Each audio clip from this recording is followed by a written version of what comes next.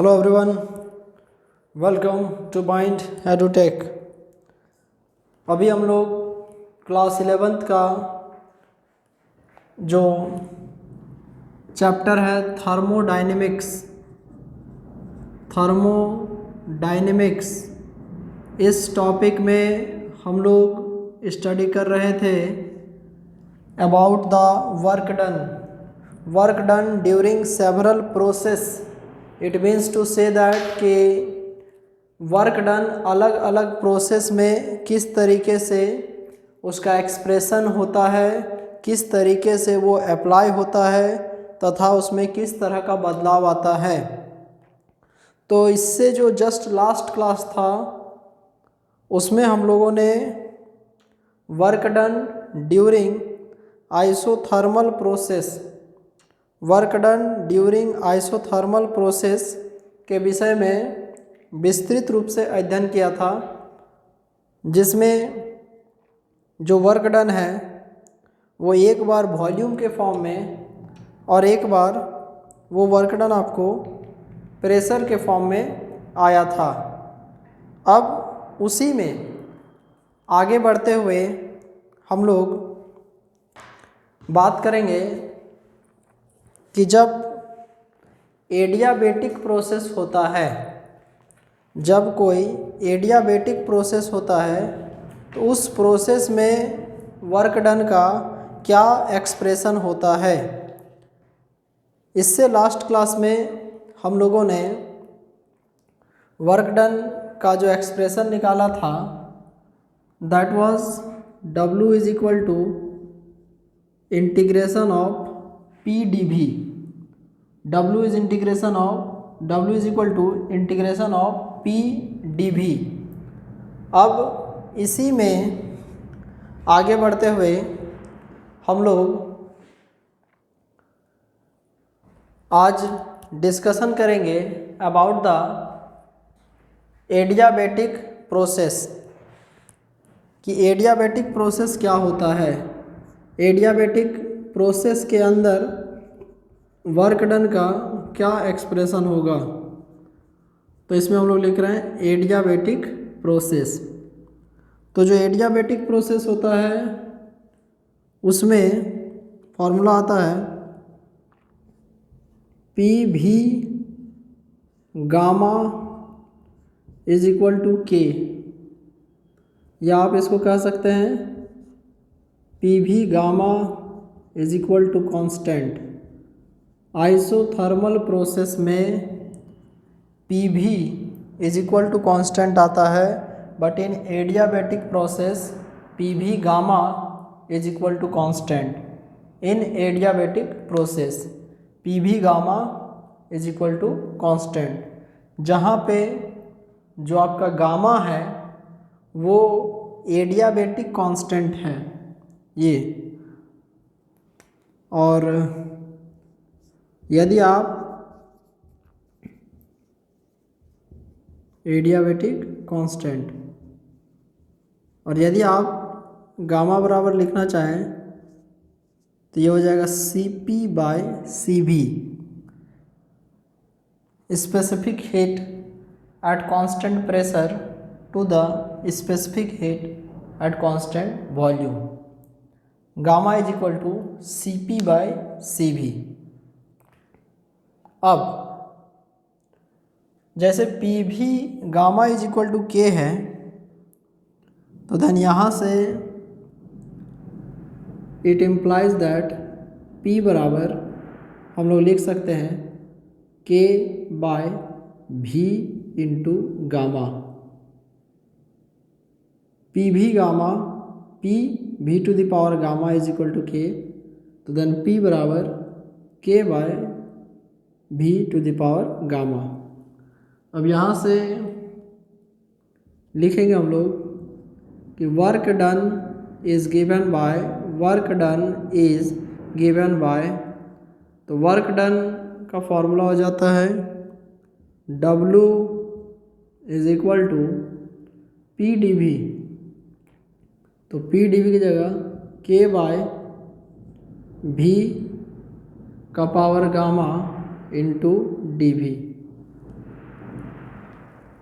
अब ये जो आया यहाँ पर जो वेरिएबल टर्म है वो V स्टैंड्स फॉर वॉल्यूम है, एंड वॉल्यूम का वैल्यू हम लोग ले लेंगे V1 से V2। इनिशियल स्टेट में मान लेंगे वॉल्यूम V1 था, एंड फाइनल स्टेट में हम लोग ये मानेंगे कि वॉल्यूम V2 था। अब हम लोगों को इंटीग्रेशन के विषय में थोड़ा सा बेसिक डिस्कशन करना पड़ेगा। What is the basic terminology about integration. तो इंटीग्रेशन समझने के लिए, इंटीग्रेशन को जानने के लिए जो इंटीग्रेशन का सबसे बेसिक फॉर्मूला होता है, इसमें आपको k बाय जो v के पावर गामा है, तो integration of x to the power जो n होता है, integration of x to the power n, इसके इंटीग्रेशन में हम लोग जो फार्मूला यूज करते हैं, यहाँ पर हम लोग उसी चीज़ को यूज करेंगे। तो देखिए, इंडेफिनिट इंटीग्रल्स में जो हम लोग फार्मूला जानते हैं, दैट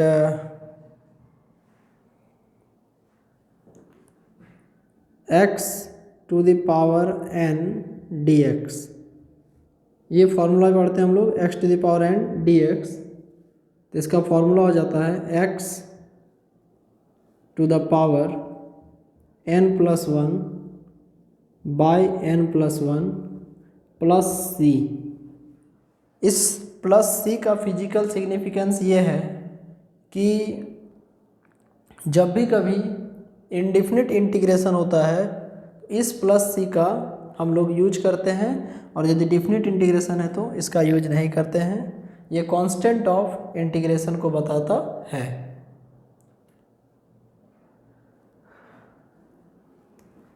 इससे आगे बढ़ते हुए W is equal to K constant है बाहर, इंटीग्रेशन ऑफ ये ऊपर जाएगा V to the power minus gamma into dV। Limits लिखेंगे V1 से V2।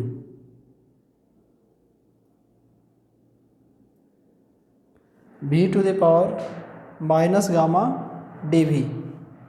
अब इसको यदि n के रूप में ट्रीट किया जाए, ये जो V to the power minus gamma है, जिसमें जो माइनस गामा है, यदि उसको n के फॉर्म में ट्रीट किया जाए तो आपका जो फॉर्मूला हो जाएगा that will be W is equal to K V to the power minus gamma plus 1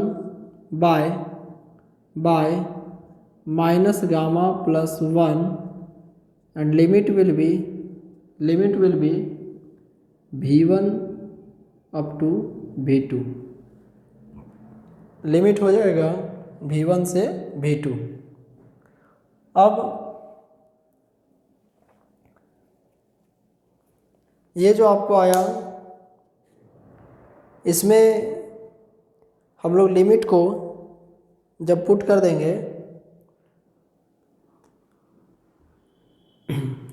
तो यहाँ से W is equal to K by, इस चीज़ को बाहर कर दें, 1 minus gamma as a constant बाहर आ जाएगा, और यहाँ भी बचेगा ओनली, और इसमें आपको बचेगा 1 माइनस गामा लिमिट V1 से V2। एक आपको हो जाएगा lower limit, and next one is your upper limit, and First of all, in definite integration we usually put the upper limit and then the lower limit. हम लोग पहले put करेंगे upper limit को and then lower limit. इसमें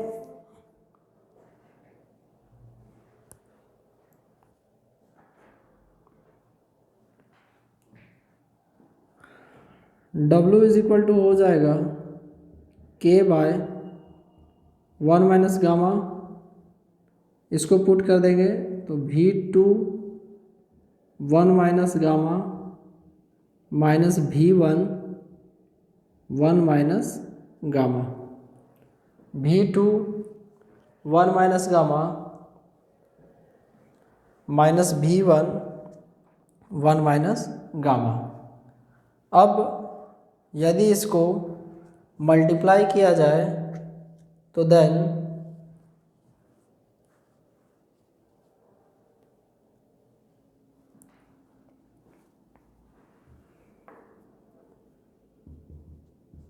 W is equal to K V2 1 minus gamma minus K V1 1 minus gamma divided by 1 minus gamma. And then इसके बाद हम लोग जानते हैं कि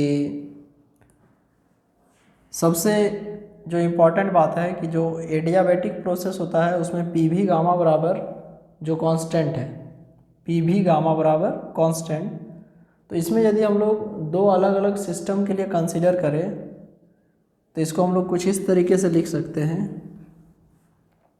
पी भी गामा बराबर constant P1 V1 gamma is equal to P2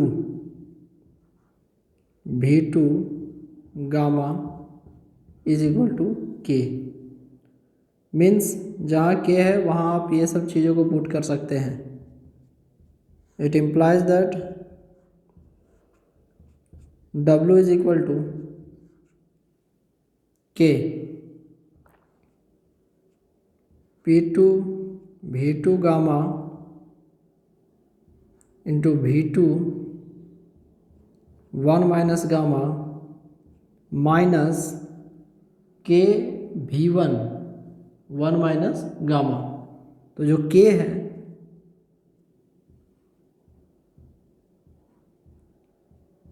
P1 V1 का power gamma into V1 1 minus gamma divided by 1 minus gamma. तो देन यहाँ से we will have that ये जैसे V2 का पावर 1 माइनस गामा है तो यदि हम लोग इसको एक्सपेंड करेंगे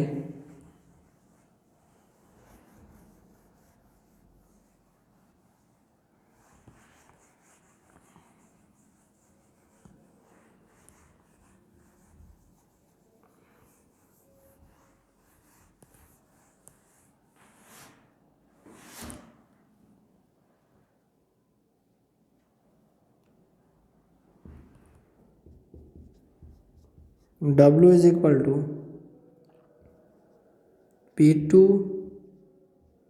V2 गामा और ये जो V2 का पावर 1 माइनस गामा है इसको लिख सकते हैं V2 इंटू V2 का power minus gamma. Basis same है तो पावर ऐड हो जाएगा और यदि पावर ऐड हो जाएगा तो फिर तो यही आ जाएगा माइनस P1 V1 का पावर गामा और यहाँ लिखा हुआ है V1 का पावर 1 माइनस गामा. तो ओनली V1 और V1 का power minus gamma divided by 1 minus gamma divided by 1 minus gamma. अब देखिए इसमें ऐसे टर्म जो आपको लगते हैं कि कैंसल हो सकते हैं उसको हम लोग हटा देंगे।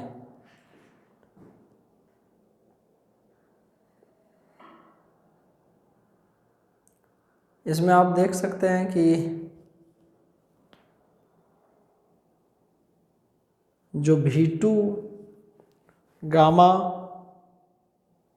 और V2 का पावर माइनस गामा है ये आपको कैंसल आउट हो जाएंगे। Then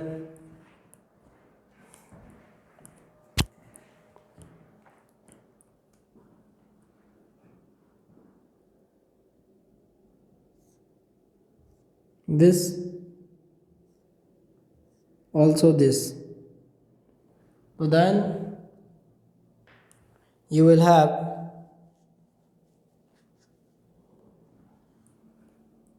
W is equal to, यहाँ बचेगा P2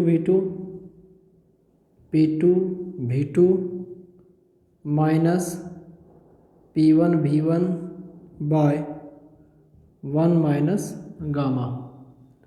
P2 V2 minus P1 V1 by 1 minus gamma. अब इसमें from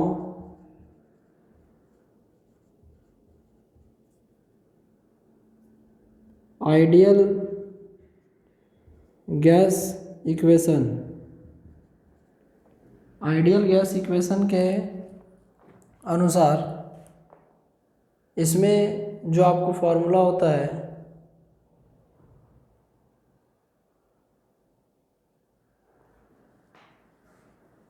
PV is equal to NRT। तो यहाँ से लिखेंगे if n is equal to 1, PV is equal to NRT में if n is equal to 1 तो PV बराबर RT। PV is equal to NRT में n बराबर 1 तो PV बराबर RT। इसके बाद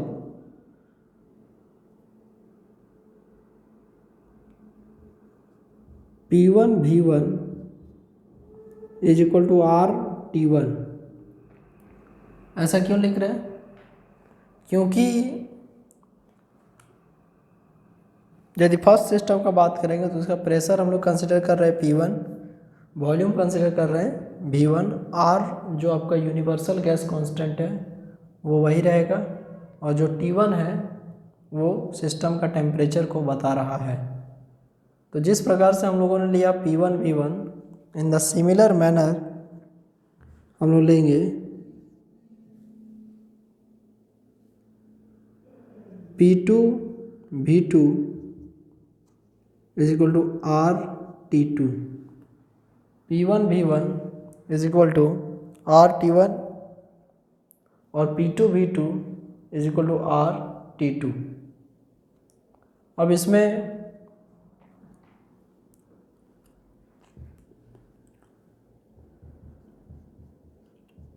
W इज इक्वल टू देखिए P2 V2 है,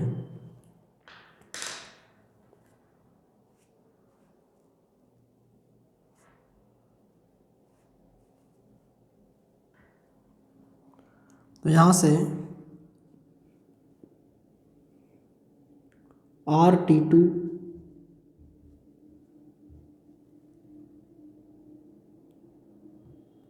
P1 V1 और T1 by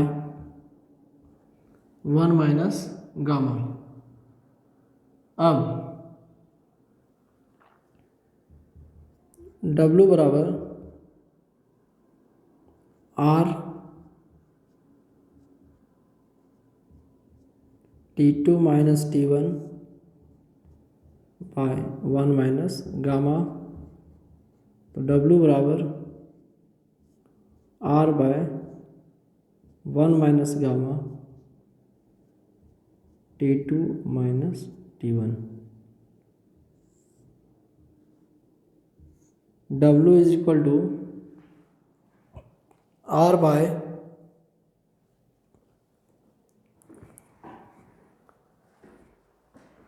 1 minus gamma in bracket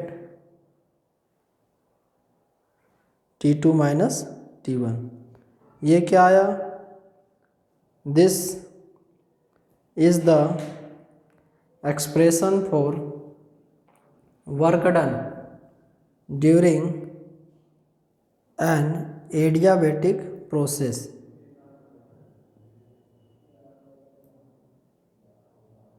An adiabatic process have the formula of work done is R by 1 minus gamma T2 minus T1.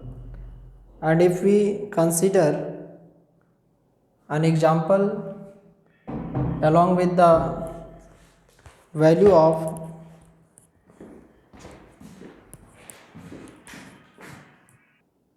suppose for a gaseous system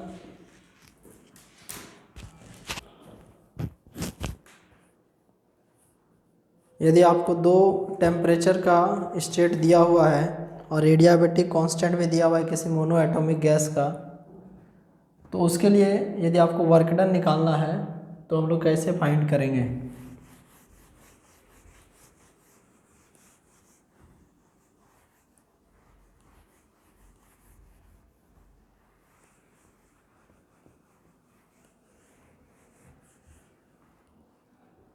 मान लीजिए a monoatomic gas has given a change of temperature from 25 degrees Celsius to 35 degrees Celsius, then find the work done if the change is adiabatic. If the change is adiabatic मतलब आपको यदि adiabatic change दिया हुआ है, इसमें लिखेंगे given, जो gamma का वैल्यू मान लीजिए 1.4 दिया हुआ है। तो यदि कोई गैसियस सिस्टम जो कि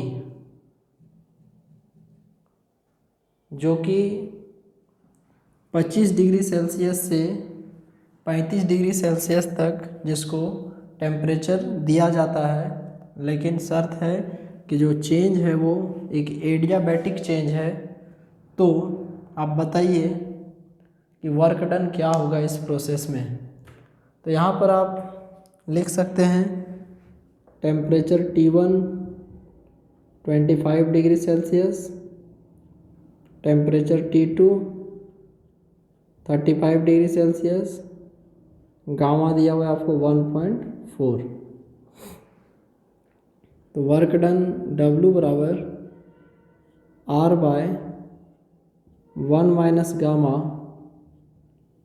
T2 माइनस T1। W बराबर R by 1 minus gamma T2 minus T1। R जो होता है that is R universal gas constant, universal gas constant. इसका वैल्यू हम लोग 8.314 joule per mole per kelvin या joule per mole per degree Celsius. तो यहाँ पे जो R का वैल्यू है 8.314 by 1 minus 1.4 and change in temperature, temperature देखिए 35 से 25 है, देन 35 -25, तो W is equal to 8.314 into 10/0.4, -0.4 है, इसको नेगलेक्ट कर देंगे, 0.4 कैंसिल कर देंगे तो एक ज़ीरो लग जाएगा, तो 831.4 joule per mole per degree Celsius. जब वर्क डन है तो फिर ये सब तो नहीं ही लगेगा, इतना जूल आएगा। एक्चुअली आर का value 8.314 joule per mole per kelvin या joule per mole per degree Celsius, but here we are concerning about the work done, तो 831.4 जूल। ओके स्टूडेंट्स, देन अभी के क्लास में हम लोग यहीं तक देखेंगे एंड फर्दर ऑन इससे आगे बढ़ते हुए नेक्स्ट क्लास में इससे आगे। Take care of yourself, thank you very much.